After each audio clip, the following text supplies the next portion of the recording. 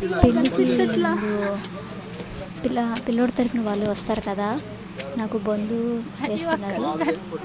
ఆ video shoot చేశారండి, మా చెల్లి షూట్ చేసింది. నేను ఎక్కడో కొంచెం కొంచెం కనిపిస్తున్నానండి. ఇది మా ఇంటి దగ్గర ఇది.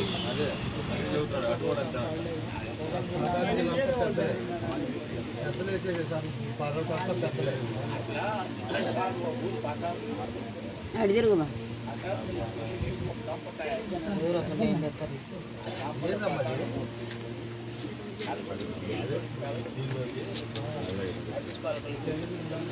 నాయనమ్మ జరుగు నాయనమ్మ, ముందేసేది కాని రావట్లేదు.